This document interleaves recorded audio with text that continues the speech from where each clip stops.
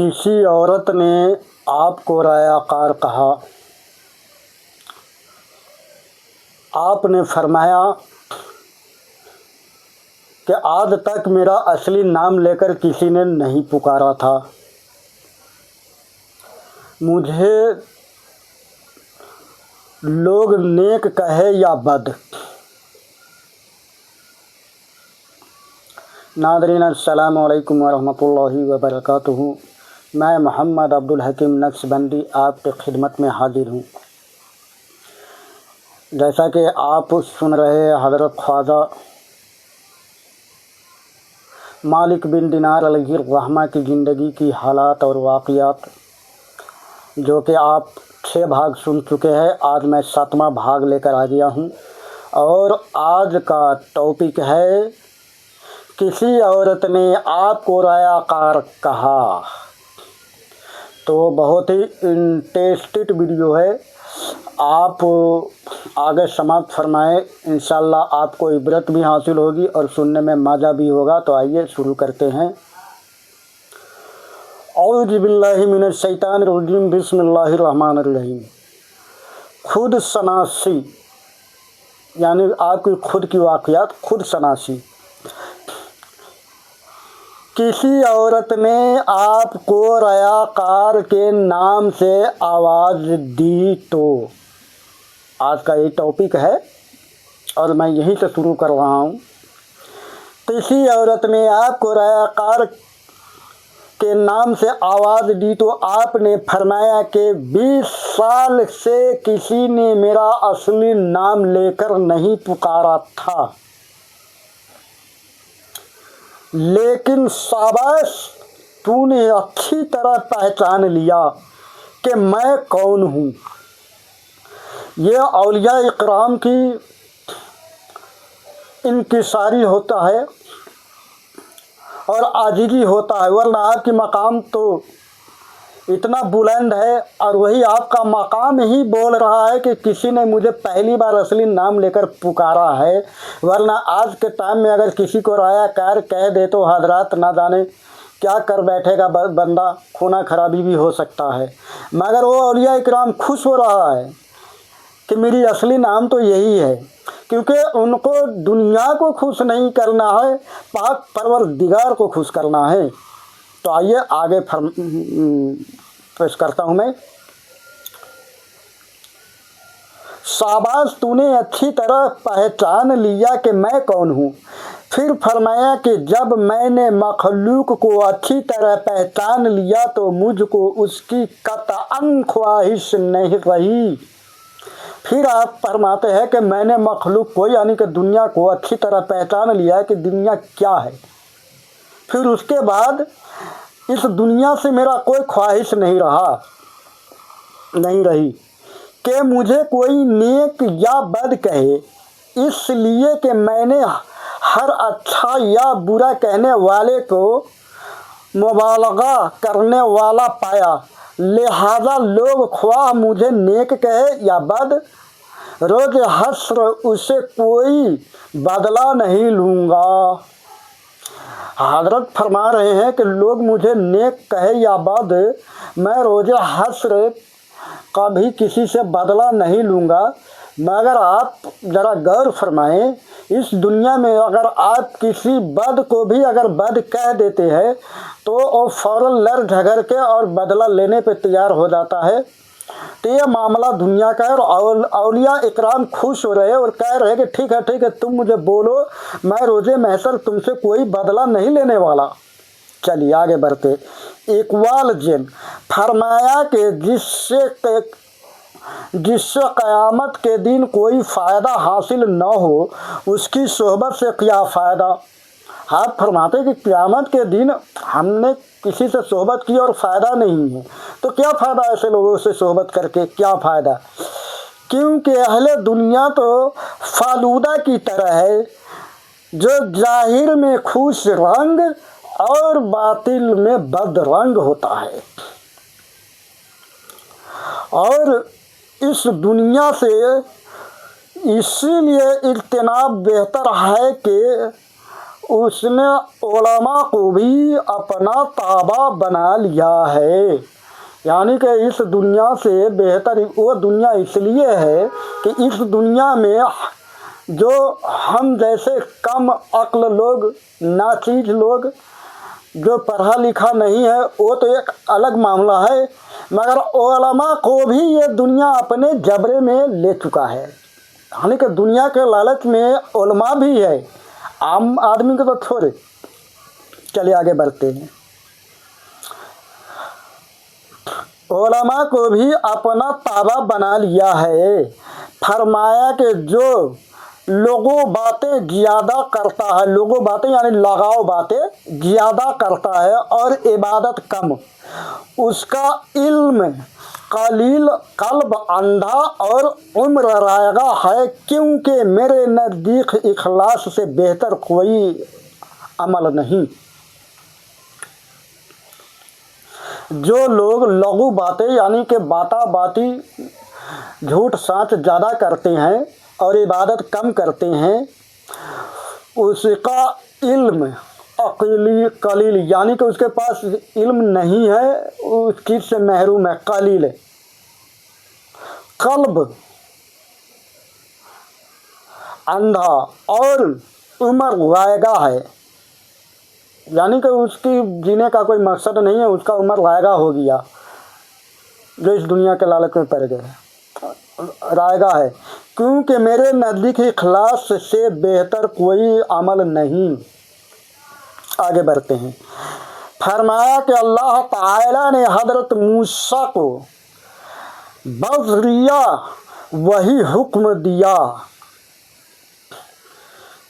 कि फौलादी आसा लेकर ज़मीन पर चलो और हर जदीद और इबरत अंगेज शय की जुस्तजू करो और उस वक्त तक हमारी हुकूमत व नियमत का मुशाहिदा करते रहो जब तक जूते घिस न जाए और आशा लौट न जाए।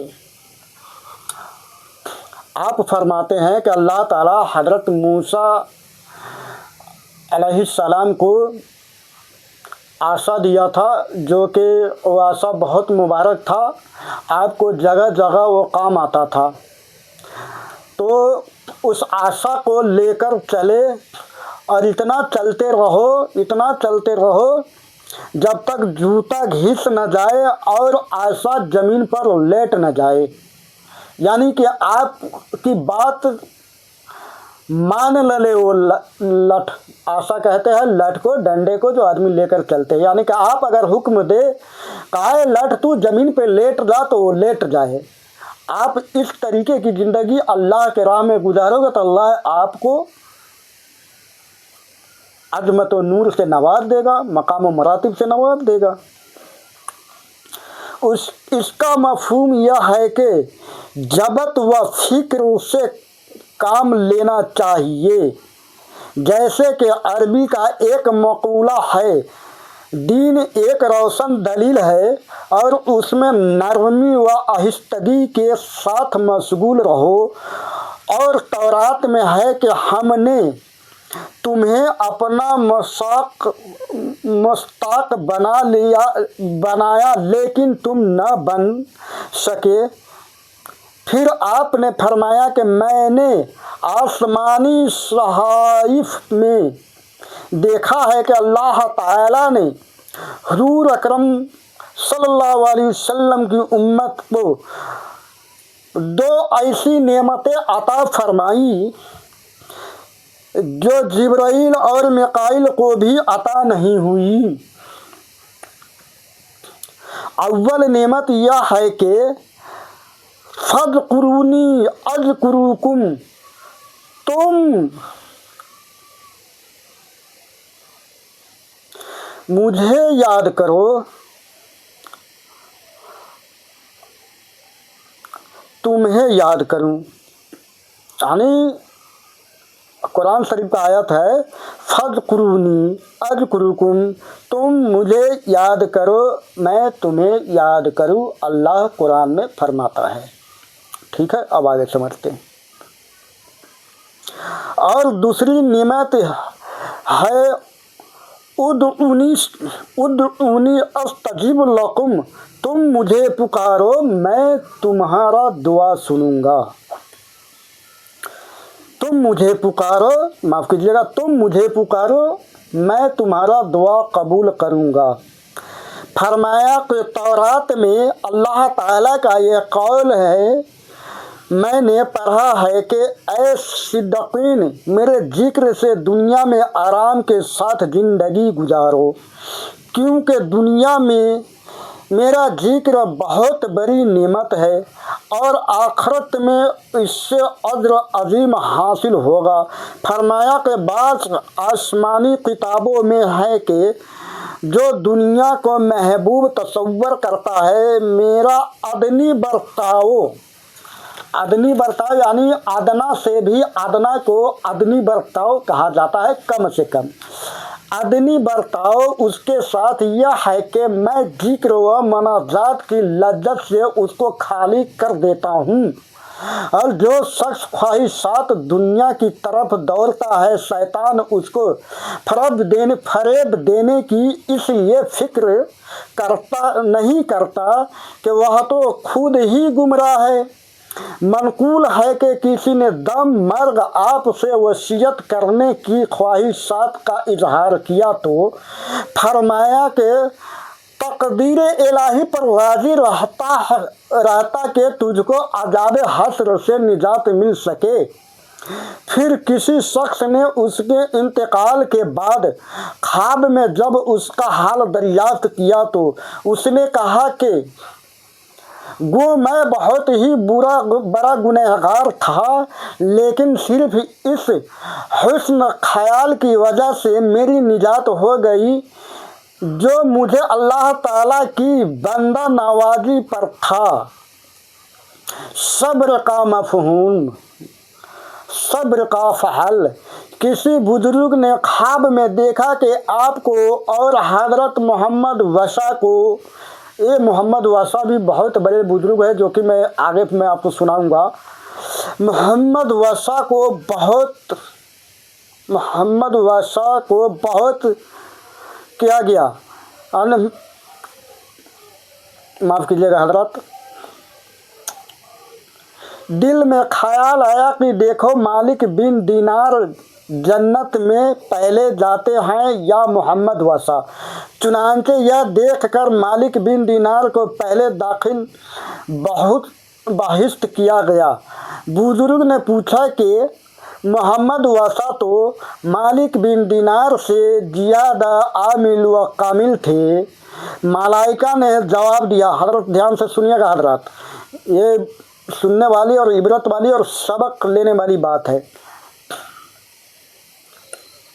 کوئی بزرگ نے خواب میں دیکھا کہ جنت میں بہشت میں پہلے مالک بن دینار کو داخل کیا جاتا ہے یا محمد وسا کو،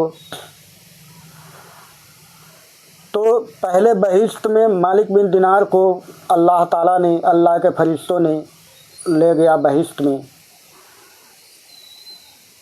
تو کسی کہنے والے نے کہا، آپ فرماتے ہیں کہ جو جنت میں لے جا رہے تھے ملائکہ اس سے، کہ یہ تو الٹا ہو گیا، کیونکہ محمد وسا، چنانچہ یہ دیکھ کر مالک بن دینار کو پہلے داخل بہشت کیا گیا۔ بزرگ نے پوچھا کہ محمد وسا تو مالک بن دینار سے زیادہ عامل و کامل تھے۔ ملائکہ نے جواب دیا کہ یہ تم صحیح کہتے ہو، لیکن محمد وسا کے پاس پہننے کے لیے 2 کپڑے تھے اور مالک کے پاس صرف 1، لہذا صبر و جبت یعنی کہ صبر اور نفس کشی یعنی کہ نفس پہ قبضہ، لہذا صبر و جبت کی نسبت مالک کی طرف زیادہ ہے، اس لیے پہلے انہیں جنت میں بھیجا گیا۔ تو حضرات یہاں تک آپ نے مالک بن دینار علیہ الرحمہ کا واقعات سنا اور یہ آج لاسٹ تھا. اب اس کے بعد میں آپ کو سنانے والا ہوں محمد وسع رحمۃ اللہ تعالی علیہ کی زندگی کی حالات و مناقب. السلام علیکم ورحمۃ اللہ وبرکاتہ. فی امان اللہ.